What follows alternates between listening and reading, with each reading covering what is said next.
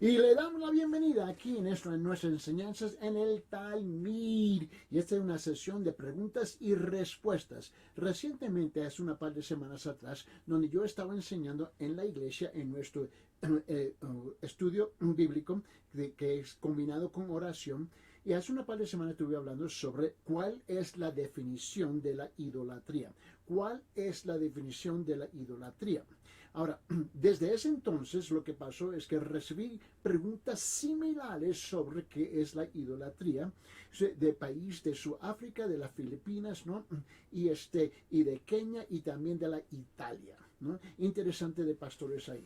Y eso me provocó a pensarlo de nuevo porque había enseñado a una par de semanas antes eso en nuestra iglesia, donde el pastor me pidió a mí a enseñar. Y yo estaba pensando sobre el asunto. Parte del problema de la idolatría o el concepto de la idolatría es como tú y yo estamos removidos por tiempo y distancia del Antiguo Testamento, que pensamos que no es un tema grande hoy en día, o no es tan grave, o no es un pecado grande.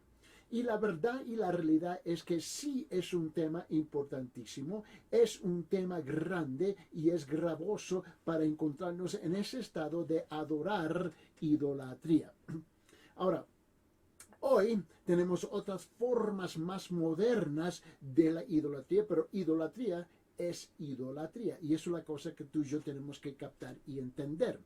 Para establecer el fundamento y llegar a lo que es hoy en día, cuál es la forma que nos encontramos en la idolatría hoy día. Hoy vamos a responder qué es la definición de la idolatría en el Antiguo Testamento para establecer una base, un fundamento de lo que es. Y quiero llamar su atención en el libro de Éxodo capítulo 20. Éxodo capítulo 20, por favor. Y quiero que lo vea conmigo. Ahora, vaya buscándose ahí, ubicándose, porque tú y yo tenemos que entender. Y me gusta en la forma como Martín Lutero lo dijo. Él dijo, entre comillas, él dijo esto. Él dijo, lo que sea o a lo que tu corazón se aferre y confía, ese es realmente tu Dios, tu Salvador funcional, tu Salvador funciona. Repito, escuche en la forma como Martín Lutero está definiendo la idolatría. Él dice, lo que sea a lo que tu corazón se aferre y confíe, ese es realmente tu Dios, tu Salvador funcional. Ahí donde está la idolatría. Lo que funciona para ti, lo que dirige, lo que gira tu corazón, lo que va lidiando tu corazón, es algo funcional, es su Salvador funcional, es lo que tú crees que toda tu esperanza está depositada en él. Eso es su Salvador funcional. Ahora escuche bien, el pastor Ken Sande lo dijo de esta forma, y es una cita larga, pero escúchela por favor. Él dijo, ¿para qué vives realmente? Es crucial darse cuenta de que o glorificas a Dios o glorificas algo o alguien más. Siempre estás haciendo algo que parezca grande. Si no glorificas a Dios cuando estás involucrado en un conflicto, inevitablemente demuestras que alguien o algo más gobierna tu corazón. Mira, en ese estudio que donde yo estaba hablando hace una par de semanas atrás, y lo estaba pensando y yo dije esto, dije, mira, si arrancas de raíz, ¿no?, el ídolo y no plantas el amor de Cristo en su lugar, ¿no?, el ídolo volverá a crecer. Lo repito, si arrancas de raíz el ídolo y no plantas el amor de Cristo en su lugar, el ídolo volverá a crecer. ¿Me está escuchando? Ahora le dije que abre sus Biblias en Éxodo capítulo 20, por favor, y quiero que leemos juntos los primeros 11 versículos, y este es lo que nosotros conocemos como los 10 mandamientos. Mira, tú tienes que entender que para entender el concepto de algo necesitamos su fundamento, ¿vale?, para comprenderlo en su contexto, en sus términos originales. En Éxodo capítulo 20, comenzando con el versículo 1 hasta el versículo 11, dice lo siguiente. Dice, y habló Dios todas estas palabras diciendo, yo soy el Señor tu Dios, que te saqué de la tierra de Egipto, de la casa de servidumbre. No tendrás otros dioses delante de mí. Versículo 4. No te harás ídolo, ni semejanza alguna de lo que está arriba en el cielo, ni bajo de la tierra, ni en las aguas debajo de la tierra. Y no lo adorarás ni lo servirás, porque yo, el Señor tu Dios, soy Dios celoso, que castigo la iniquidad de los padres sobre los hijos hasta la tercera y la cuarta generación de los que me aborrecen. Y muestro misericordia a millares, a los que me aman y guardan mis mandamientos. No tomarás el nombre del Señor tu Dios en vano, porque el Señor no tendrá por inocente al que toma su nombre en vano. Acuérdate del día de reposo para santificarlo. 6 días trabajarás y harás toda tu obra, mas el séptimo día es día de reposo para el Señor tu Dios. No harás en él obra alguna. Tú, ni tu Dios, ni tu hijo, ni tu hija, ni tu siervo, ni tu sierva, ni tu ganado, ni el extranjero que está contigo.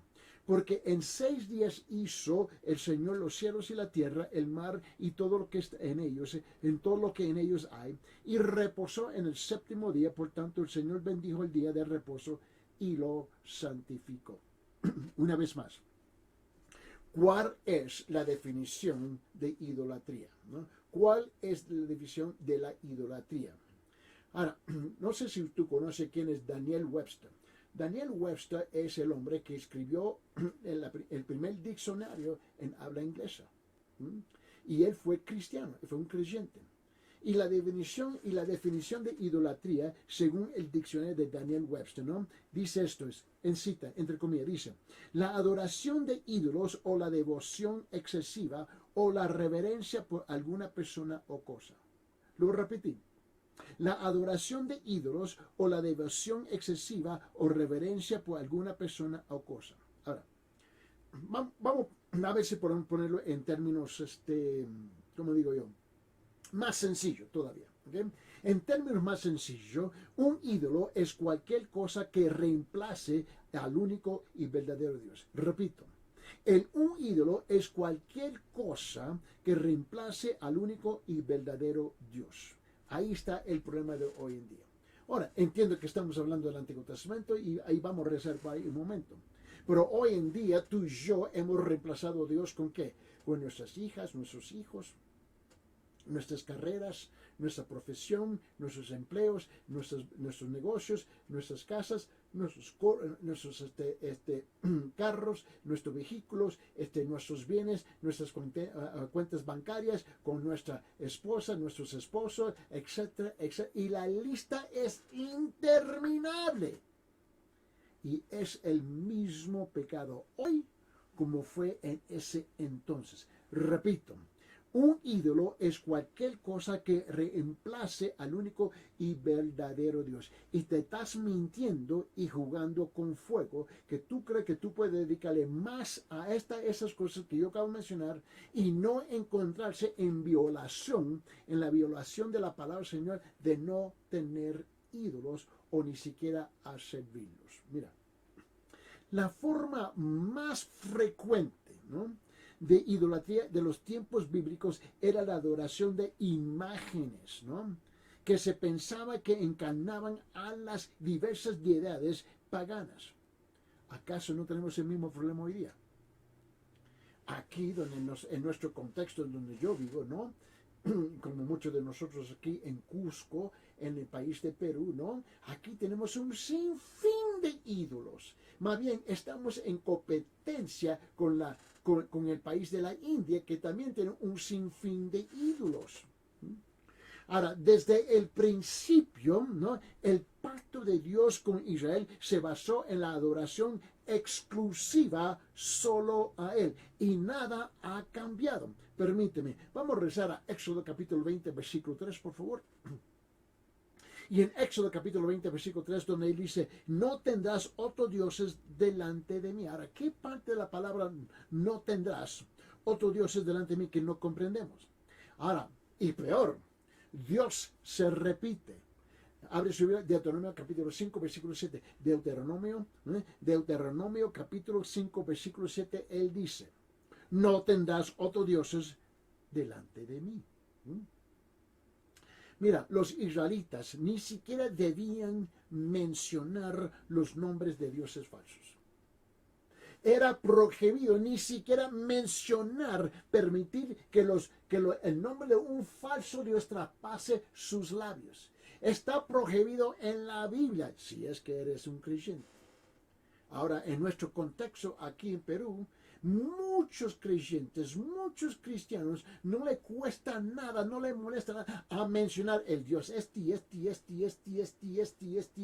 ¿Por qué? Porque lo han puesto supuestamente en un contexto cultural. Y no te fijas y no te das cuenta que estás violando vehementemente la palabra del Señor y tú le vas a responder al Señor, no a mi persona, al Señor. ¿Tú crees que porque tú puedes jugar con el juego cultural que no estás violando la palabra del Señor? Ni siquiera puedes mencionar el nombre de otros dioses falsos y muchos en la iglesia lo hacen comúnmente. ¿Por qué? Porque la cultura, ¿no? ¿Ves? Está exaltando estos falsos dioses. Mira. ¿Y por qué? ¿Y por qué es que Dios lo prohíbe? Lo prohíbe, ¿por qué? Porque su existencia de estos falsos dioses, ¿no? Daría crédito a su poder e influencia sobre el pueblo. Escuche bien, esta no es la opinión del hermano, no es mi opinión, no es la opinión del hermano Eddie Ildefonso. Mira lo que dice Dios en Éxodo capítulo 23. Tuvimos en capítulo 20, vaya conmigo en capítulo 23 y mira lo que dice en versículo 13. Versículo 13. Él dice, y en cuanto a todo lo que os he dicho, estad alerta, no mencionéis, ni se oiga en vuestros labios el nombre de otro dioses. Y hoy en día lo hacen, mira, ni respetan a Dios. Porque ellos creen que está bien porque está supuestamente dentro del contexto, en el contexto de la cultura. Mira, escuchen bien, tú puedes razonar y tú puedes excusar, tú puedes justificar cualquier cosa conforme a su propio criterio. El problema es que su criterio, mi criterio, nuestro criterio no es el criterio de Dios. Repito, Éxodo capítulo 23, versículo 13, él dice, y en cuanto a todo lo que os he dicho, estar alerta, no mencionéis, ni se oiga en vuestros labios el nombre de otros dioses. A Israel se le prohibió casarse con otras culturas que abrazaban dioses falsos. Ahora, Dios nunca dijo que tú y yo no nos podemos casar con gente de otras culturas. Él nunca dijo. Lo que él dijo, casarse con aquellos que están adorando y sirviendo a falsos dioses. Eso es lo que estaba diciendo. El asunto es que, mira, en los Estados Unidos, por ejemplo, en el norte, es una mezcladura de gente casarse con un montón de gente con otra cultura. Está bien, mientras que no están sirviendo a dioses falsos. Ese es el punto aquí. ¿Por qué? Porque Dios sabía algo. ¿Qué es lo que él sabía? Dios sabía que esto conduciría a un compromiso, Ahora, note bien el libro de Oseas. El libro de Oseas en el Antiguo Testamento usa la imagen de adulterio. ¿Para qué? Para describir la continua persecución de Israel tras otros dioses. Como una esposa infiel persigue a otros hombres. ¿Por qué? Porque es lo que literalmente estamos haciendo. Ahora, cuando nosotros tomamos el tiempo para considerar, para pensar, para meditar sobre la historia de Israel, ¿no? Es una historia triste, triste crónica de la idolatría, la triste crónica del castigo, la triste crónica de la restauración, triste crónica del perdón y seguida a un retorno y enseguida de un retorno a la idolatría. Esa es la historia de Israel. Por ejemplo, si tú tomas el tiempo de leer cuidadosamente, detenidamente los libros de Primera y Segunda Samuel, Primera y Segunda Reyes, Primera y Segunda Crónicas, ¿no? Revelan este patrón destructivo. Por esa razón, esos 3 libros, esos 6 libros, Primera y Segunda Samuel, Primera y Segunda Reyes, Primera y Segunda Crónicas, ¿no? Describe un patrón destructivo de la idolatría.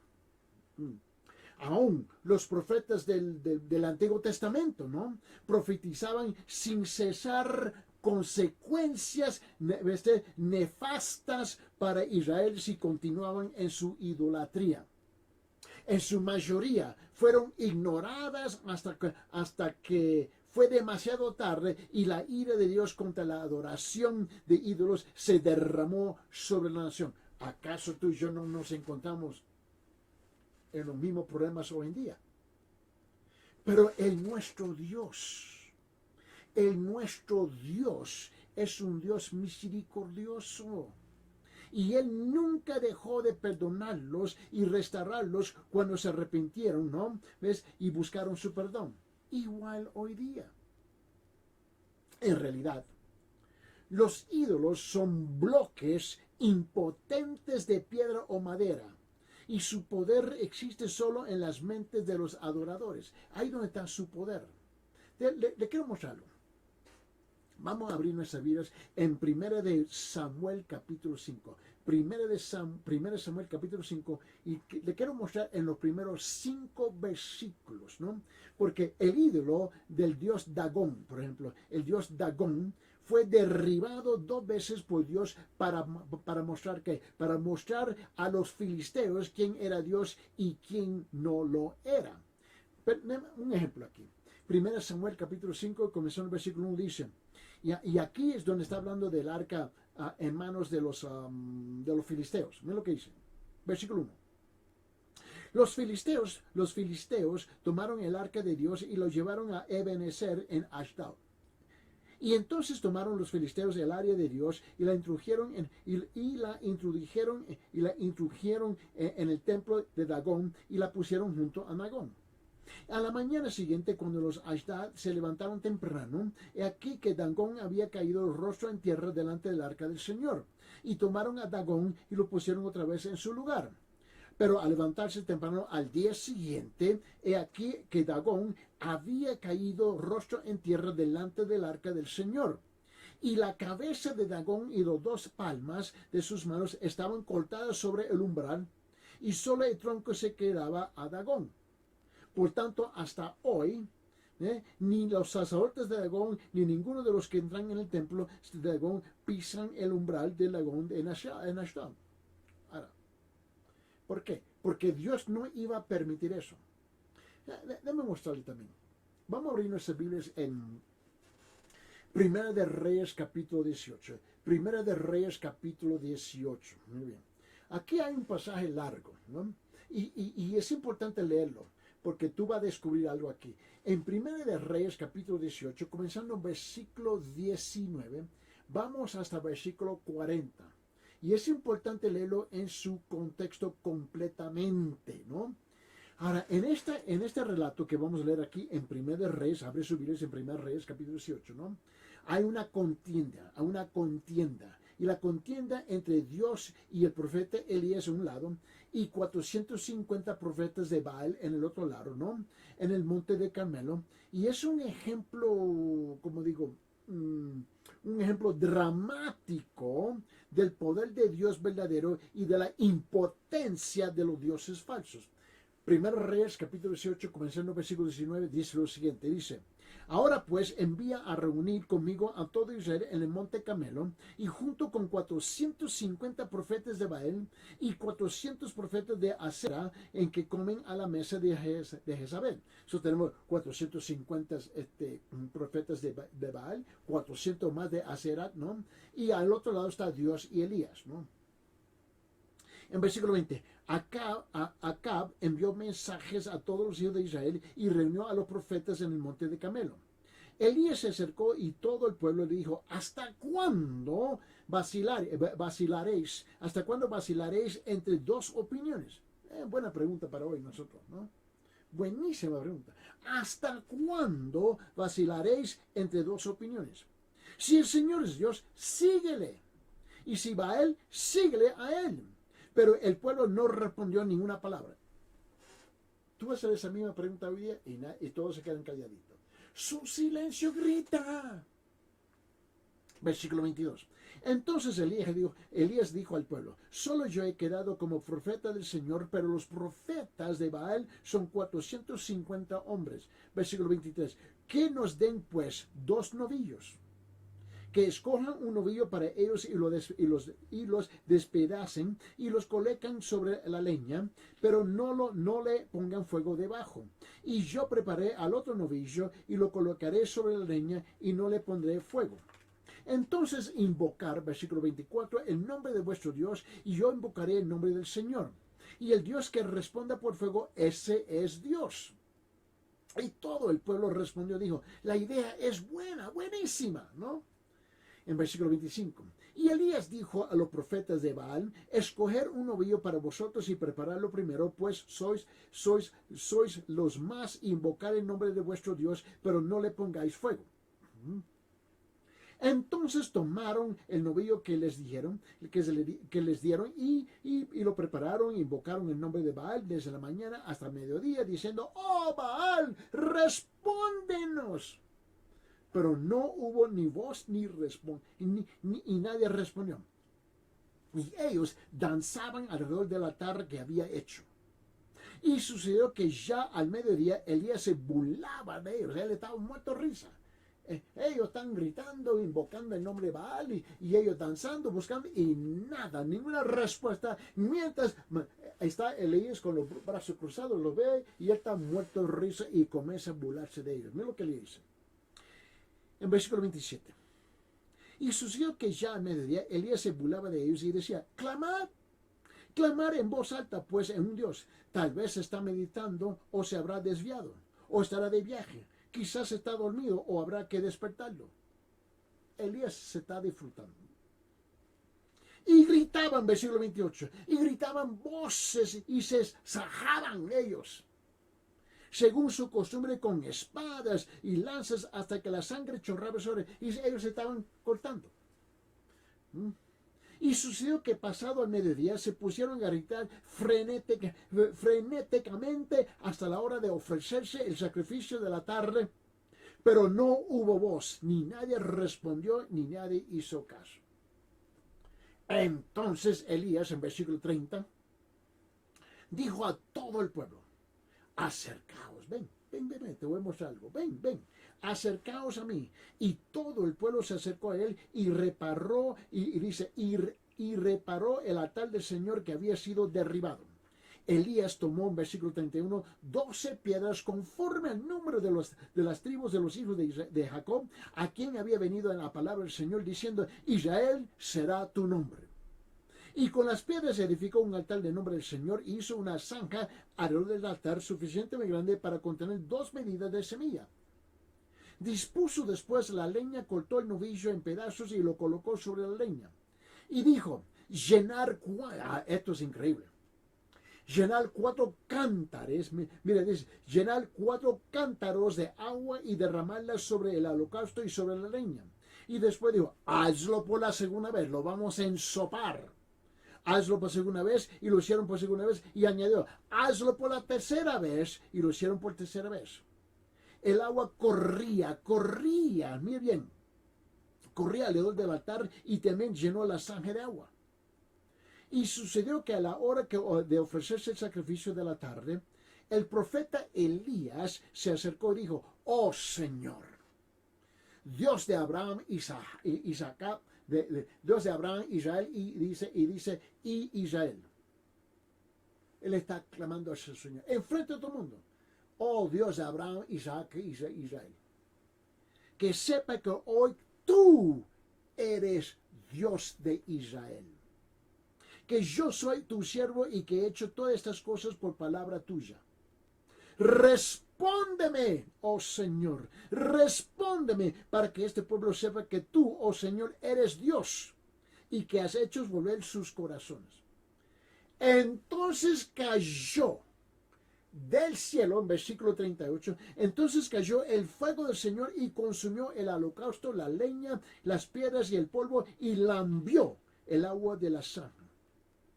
Y cuando todo el pueblo lo vio, se postraron sobre su rostro y dijeron, el Señor, el Dios del Señor, Él es Dios. Entonces Elías dijo, prender a los profetas de Baal, que no se escapen ninguno de ellos. Los prendieron y Elías lo hizo bajar al torrente Sison y allí los degolló, los mató a cada uno de ellos. Note que el testimonio de las Escrituras, que es solo Dios el digno de oración, solo Dios.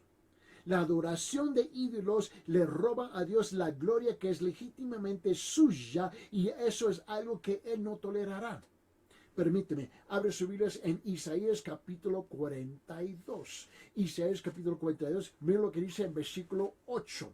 Versículo 8, Él dice: yo soy el Señor, ese es mi nombre, mi gloria a otros no daré, ni alabanza, ni imágenes talladas. Pero tú y yo sentimos que tenemos ese privilegio y ese lujo de hacerlo. Dios no lo hará y no lo permite. Incluso hoy en día hay religiones que se inclinan ante estatuas y iconos. Una práctica prohibida por la palabra de Dios. Mira, yo enseño, como muchos de ustedes saben, aquí en Perú, yo enseño por la televisión 5 días a la semana, ¿no? Y en la radio, y donde yo continuamente estoy predicando utilizando la Biblia católica romana. ¿Por qué? Porque dice la misma cosa. Porque 90.99% ¿ves? De todo el pueblo son católicos. Por esa razón yo uso esa versión. Pero dice la misma cosa. No se permite inclinarnos delante de estatuas e iconos. Eso está bien claro. La importancia que Dios le da al reflejo en el hecho de que el primero de los 10 mandamientos se refiere a la idolatría. Permítanme. Vamos a rezar Éxodo capítulo 20. Nota lo que dice en versículos 3, 4 y 5. Éxodo capítulo 20, versículos 3, 4 y 5 dice esto. Versículo 3. No tendrás otros dioses delante de mí. No te harás ídolo, ni semejanza alguno de lo que está arriba en el cielo, ni bajo en la tierra, ni en las aguas debajo de la tierra. No lo adorarás, ni lo servirás, porque yo soy el Señor tu Dios, soy Dios celoso, que castigo la iniquidad de los padres sobre los hijos hasta la tercera y la cuarta generación de los que me aborrecen. Mira, la idolatría se extiende más allá.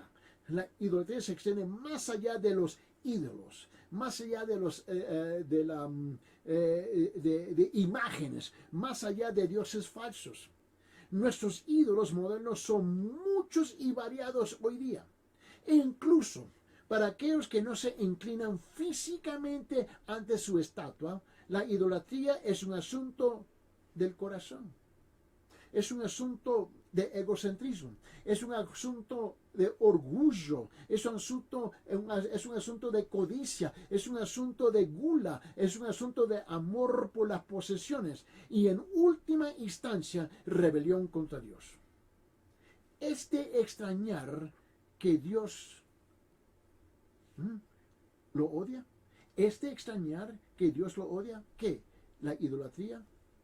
Mira, si arrancas de raíz el ídolo, ¿no? Y no plantas el amor de Cristo en su lugar, el ídolo volverá a crecer de nuevo.